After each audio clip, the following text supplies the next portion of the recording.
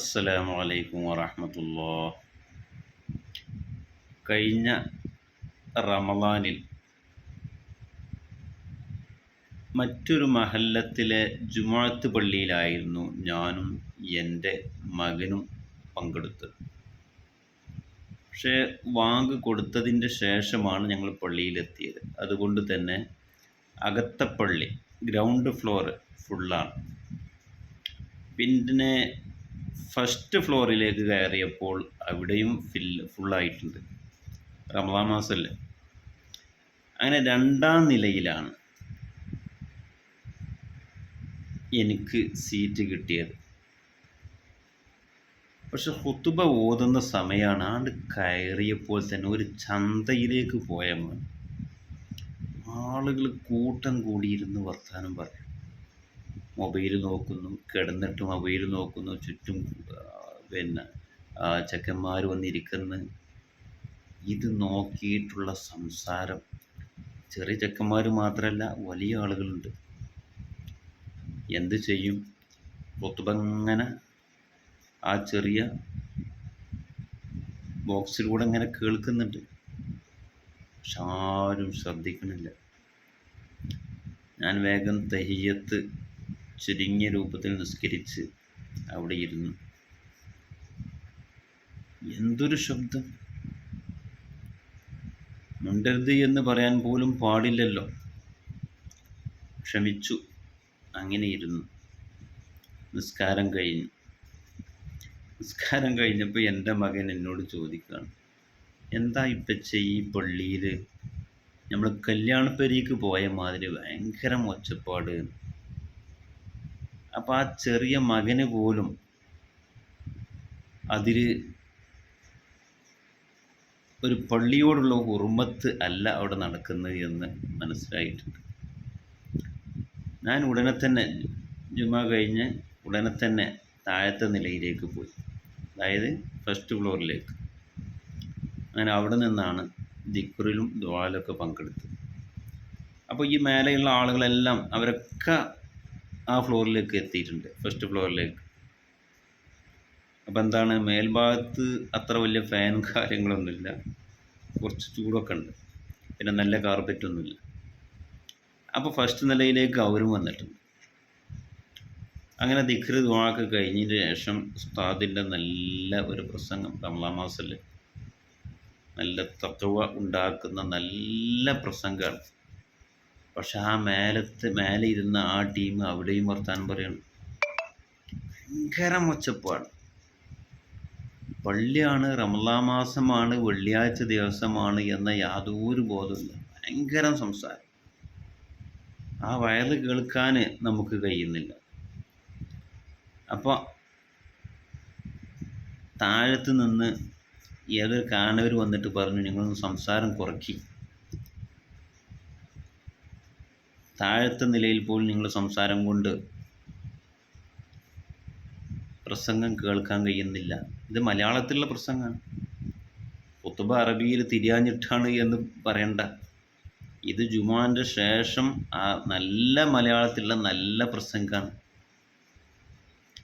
ഈ പ്രസംഗം നടക്കുമ്പോഴാണ് ഈ സംസാരം. അപ്പം ഈ ആളുകൾക്ക് തിരിയാത്ത പ്രശ്നം മറ്റോ ഉണ്ടായിട്ടല്ല, ഇവർ ഇതിനായിട്ട് വരുന്നൊരു ടീമായിട്ടാണ്. അതല്ലെങ്കിൽ ഇവർക്ക് ബോധമില്ല. ജുമയുടെ ഖുതുബയും അത് കേവലം ഒരു പ്രസംഗമല്ല, അതൊരു ആരാധനയാണ്. നിസ്കാരത്തിൽ കൊടുക്കുന്ന ഹുർമത്ത് ഖുതുബക്കും കൊടുക്കണം. നിസ്കരിക്കുമ്പോൾ സംസാരിക്കാൻ പാടില്ലാത്തതുപോലെ ഖുതുബ ഓതുന്ന സമയത്തും സംസാരിക്കാൻ പാടില്ല. നിസ്കാരത്തിൽ മറ്റൊരാളോട് സംസാരിക്കാൻ പാടില്ലാത്തതുപോലെ ഖുതുബ സമയത്ത് സംസാരിക്കുന്നവനോട് നീ സംസാരിക്കരുത് എന്ന് പോലും പറയാൻ പാടില്ല. അത്രക്കും മഹത്വമുള്ള ഒരു ദിക്റാണ് ഖുതുബ എന്ന ബോധം ഇല്ലാഞ്ഞിട്ടാണോ അറിയില്ല. വളരെ പ്രയാസപ്പെട്ടു അന്നത്തെ ദിവസം. എന്ന് ഞാൻ വിചാരിച്ചത് ആ പള്ളിയിൽ മാത്രമാണെന്ന്. അപ്പോൾ ഈ വിഷയം ഞാൻ പറഞ്ഞപ്പോൾ പല പള്ളികളിലും ഇങ്ങനെ തന്നെയാണേലോ മേലത്തെ നിലയിലെ അവസ്ഥ. ഇന്ന് ഞങ്ങളുടെ പള്ളിയിൽ, ഞങ്ങളുടെ നാട്ടിലെ ഞങ്ങളുടെ മഹല്ലത്ത് പള്ളിയിൽ ഇന്ന് ഖതീബ്, സാധാരണ അദ്ദേഹം ദുആ കഴിഞ്ഞതിന് ശേഷമാണ് പ്രസംഗിക്കൽ. എന്നാൽ ഇന്ന് ഖുതുബ ഓതുന്നതിൻ്റെ മുമ്പ് അദ്ദേഹം എഴുന്നേറ്റ് നിന്ന് കുറേ കാര്യങ്ങൾ പറഞ്ഞു. അപ്പോൾ അദ്ദേഹം പറഞ്ഞത്, മുകളിൽ ആളുകൾ സംസാരിച്ചിട്ട് ഇവിടെ ഖുതുബ നിർവഹിക്കാൻ കഴിയുന്നില്ല, ഖുതുബയിൽ കോൺസെൻട്രേഷൻ കിട്ടുന്നില്ല, ആ ആളുകളുടെ സംസാരത്തിലേക്ക് ശ്രദ്ധ പോകുന്നു. അദ്ദേഹം അത് പലവട്ടം ജുമായുടെ ശേഷം, ദുആക്ക് ശേഷമുള്ള പ്രസംഗത്തിൽ പറഞ്ഞിട്ടുണ്ട്. പക്ഷെ ആ സമയത്ത് ഈ സംസാരിക്കുന്ന ആളുകൾ പോയിട്ടുണ്ടാവും. അതുകൊണ്ട് അദ്ദേഹം ജുമയുടെ ഖുതുബക്ക് മുമ്പായിട്ടാണ് അദ്ദേഹം ആ കാര്യങ്ങൾ പറഞ്ഞത്. പക്ഷെ ഞാൻ മനസ്സിലാക്കുന്നത് അതൊന്നും അവിടെ സംസാരിക്കുന്ന ആൾ ശ്രദ്ധിച്ചിട്ടുണ്ടാവില്ല.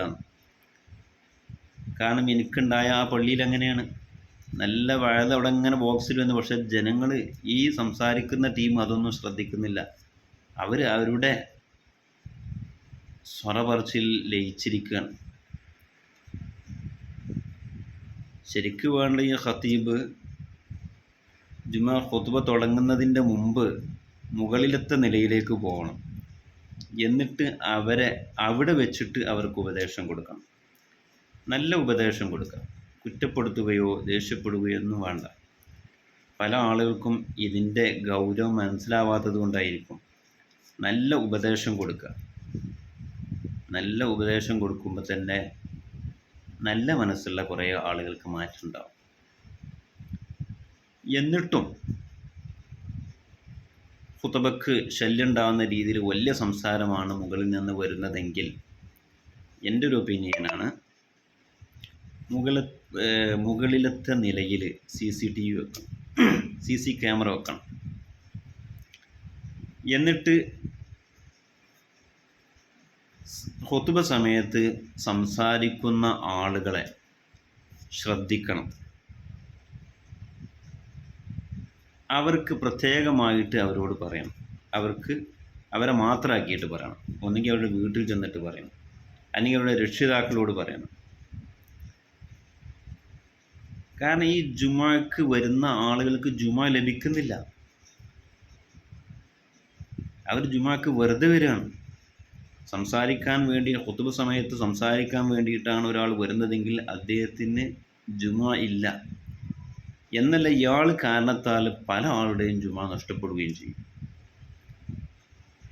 അത് സംസാരിക്കും എന്നുള്ള ആളുകൾ, അവരോട് പറയാം, തൽക്കാലം സംസാരിക്കുകയില്ല എന്ന തീരുമാനം ഉണ്ടെങ്കിൽ മാത്രം പള്ളിയിലേക്ക് വന്നാൽ മതി.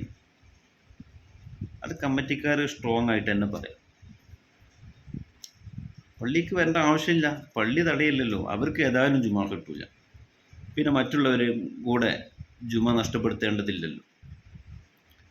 അപ്പോൾ ഇങ്ങനെ മേലത്തെ നിലയിൽ ഇങ്ങനെ ഉണ്ട് എന്ന് ഞങ്ങളുടെ മഹല്ലത്തെ പള്ളിയിലുണ്ട്. എനിക്ക് അനുഭവപ്പെട്ട റമളാൻ മാസത്തിൽ പോലും ഈ അനുഭവം ഉണ്ടായിട്ടുണ്ട്. വളരെ ജാഗ്രത പാലിക്കാൻ ശ്രദ്ധിക്കുക. ഈ രീതിയിൽ താന്തോന്നികളായി നടന്നാൽ പിന്നെ നമ്മുടെ ശത്രുക്കൾക്ക് അല്ലാഹു ഭരണം കൊടുത്ത് നമ്മളെ പരീക്ഷിച്ചില്ലെങ്കിലേ അത്ഭുതമുള്ളൂ. അല്ലാഹു ന്യൂനപക്ഷങ്ങൾക്ക്, പ്രത്യേകിച്ച് മുസ്ലിങ്ങൾക്ക്, അവരുടെ ഇസ്ലാമിക ചിട്ടപ്രകാരം ജീവിക്കാൻ ഉതകുന്ന രീതിയിലുള്ള നല്ലൊരു ഭരണം നൽകട്ടെ എന്ന് നമുക്ക് പ്രത്യാശിക്കാം, പ്രാർത്ഥിക്കാം. അസ്സലാമു അലൈക്കും.